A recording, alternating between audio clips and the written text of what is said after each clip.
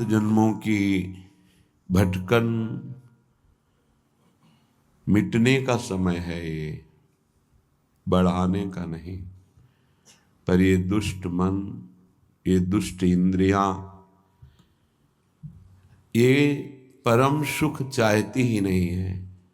ये केवल इस मलमूत्र के भांड शरीर को मैं मानना और इसी के भोग को परम सुख मानना, लाख समझाने पर भी ये उसी की चाह करती हैं जिसमें कभी कहीं तृप्ति नहीं होती। चाहे जितना ज्ञान हो, चाहे जितना समझ हो, पर वो समझ और ज्ञान माया के प्रबल वेग में बह जाती है और उपासक पुनः मन और इंद्रियों की प्रेरणा में सुख की खोज में फंस जाता है। जबकि अच्छे से पता है, सुना गया है, समझा गया है कि सुख भोगों में नहीं, श्री भगवान में है। सुख संसार के संबंधों में नहीं, भगवत संबंध में है। क्योंकि ये संसार के संबंध माने हुए हैं और प्रभु का संबंध है। जब तक उस है को स्वीकार नहीं करोगे तो नहीं से तुम्हारी तृप्ति कभी नहीं हो सकती। ये नहीं, जो भी नाम रूप, जो भी भेद, जो भी भोगों के प्रति आकर्षण, ये नहीं। इसमें जो है वो है, वो हमारा है, वो अपना है, उसी है से संबंध है। उसे राम कहो, कृष्ण कहो, शिव कहो, माँ कहो, पिता कहो, मित्र कहो, कुछ भी कहो, वही है। उसके अलावा जो माना हुआ वो नहीं। इस नहीं से जब तक नहीं नहीं हृदय नहीं कहेगा, तब तक परमात्म बोध नहीं होता। इसीलिए महापुरुष जन इस बात पर जोर देते हैं, दूरादपाश स्वजनान। स्वजन शब्द केवल प्रभु के लिए हो, स्नेह शब्द केवल प्रभु के लिए हो, पर बहुत दुर्गति है बुद्धि की कि ये सब सुनने जानने के बाद भी वो ठीक निर्णय नहीं करती, ठीक न्याय नहीं करती और मन को सपोर्ट करके इंद्रियों के द्वारा जीव का बंधन पुष्ट करती रहती है। पता नहीं कैसी सूक्ष्म माया है कि जानते हुए भी अनजान बनकर असत खेलों को वो स्वीकार कर लेता है। पता नहीं। इसीलिए जो ज्ञानिन कर चित अपहरई, बरियाई विमोह बस करई। विमोह, यही मूढ़ता, अज्ञान। शरीर के भोगों में सुख है, ये भारी मूढ़ता, अज्ञान है। ये दूर हो तो सच्चा ज्ञानी, ये दूर हो तो सच्चा भक्त।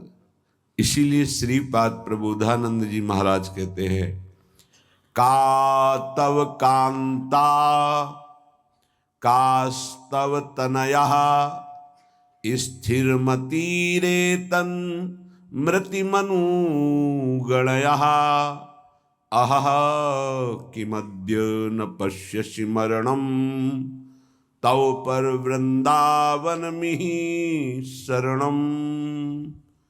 हे भाई, अगर मेरी प्रार्थना समझ पा रहे हो तो समझ लो। कातव कांता, जिसे तुम अपनी स्त्री समझ रहे हो, पत्नी समझ रहे हो, पीछे कौन थी, आगे कौन रूप में जाएगी। वर्तमान में वो जीव स्त्री शरीर प्रारब्ध के अनुसार प्राप्त करके तुम्हारे कर्म के भोग के लिए उपस्थित है। वो अब उसे तुमने अपनी पत्नी मानकर गाढ़ आसक्ति कर ली तो नवीन दुर्गति तैयार हो गई। कौन है वो तुम्हारी, जानते हो? नहीं परिचय, कुछ वर्षों का परिचय और इसे सत्य मान लिया। और जहां वो परिवर्तन नाशवान दृश्य जगत का एक दृश्य ये शरीर परिवर्तित हुआ, नाशवान शरीर का परिवर्तन प्रतिपल हो रहा है, तुम समझ नहीं पा रहे, पर समझा तब जाता है जब वो मृत्यु को प्राप्त होने का समय आता है, तब समझ तुम्हारी किसी काम की नहीं रहती। मन पछितई है अवसर बीते। सुत बनितादि जान स्वार्थ रत ना करो नेह सभी थे। स्नेह मत करो, स्नेह प्रभु से करो, प्रभु का भाव रख कर करो। कहने की कास्तव तनया, ये जो तुम्हारे पुत्र रूप में आया है ये कौन है जानते हो? तुम्हारे कर्म का भोग भोगाने के लिए वही भगवद अंश आया है, ये कुछ समय के लिए आया है। शुभ कर्म तो वो सुख प्रदान करेगा, अशुभ कर्म तो दुख प्रदान करेगा, लेकिन वो तुम्हारा नहीं है। आप उसका परिचय नहीं जानते जो पुत्र रूप में आया हुआ है। स्थिरमति रेतन मृति मनुगणया, तुम्हारी बुद्धि स्थिर नहीं है, इसीलिए तुम समझ नहीं पा रहे कि गणना नहीं कर पा रहे हो कि तुम्हारी एक एक श्वास व्यर्थ में नष्ट हो रही है। आखिरी श्वास अहा किमद्य ना पश्यसि मरणम, क्या तुम देख नहीं पा रहे हो कि तुम्हारी श्वासें कम हो रही हैं, तुम मृत्यु की तरफ जा रहे हो। तुम्हारा शरीर कभी भी अचानक छूट सकता है, ऐसा नहीं कि आप वृद्धावस्था में ही जाकर मरेंगे। तो पर वृंदावन मिहि शरणम, फिर भी तुम वृंदावन का आश्रय वास स्वीकार नहीं करते, सत्संग का अनुसरण नहीं करते, आचरण में नहीं उतारते, निरंतर नाम जप नहीं करते, तो किस भूल में तुम पड़े हो? तुम्हारे पास पत्नी है, पुत्र है, संपत्ति है, इस भूल में, ये तुम्हारी नहीं है। कुछ समय के लिए तुम्हारे प्रारब्धानुसार ये संयोग बना है, बस बिछुड़ जाएगा, इसे तुम रोक नहीं पाओगे। ना अपने शरीर का छूटना, ना अपने सगे संबंधियों के शरीर का छूटना, ये तुम्हारे बस की नहीं कि तुम रोक लो। तो क्या करें? सबको छोड़ दें? नहीं, सब में भगवत भाव करो, अपने धर्म का पालन करो, खूब नाम जप करो। जीवन सार्थक करने के लिए बहुत आवश्यक है। अगर आप इनके मोह में फंस करके भगवत विमुख जीवन व्यतीत कर रहे हैं तो निरर्थक जीवन है। नमस्तस्मै कस्मै चिदपि पुरुषायाद्भुत महा महिम्ने विभ्राजत कनक रुचि धाम्ने स्वकृपया असंकोचेनैवा स्वपच मखिलेभ्यः स्वयमहो ददौ यः सद्भक्तिं विमलतर नानारसमयीं। अहो आश्चर्य है, स्वपच नीच आचरण करने वाले को भी जो गौरांगी प्रियाजू, जिनका निज महल वृंदावन धाम है, यदि आप वृंदावन का आश्रय ले लिए, वृंदावन का थोड़ा भी सानिध्य मिला, तो गौरांगी प्रियाजू की कृपा से नीच पुरुष के हृदय में भी महान प्रेम लक्षणा भक्ति प्रकाशित हो जाएगी। ये विश्वास कीजिए।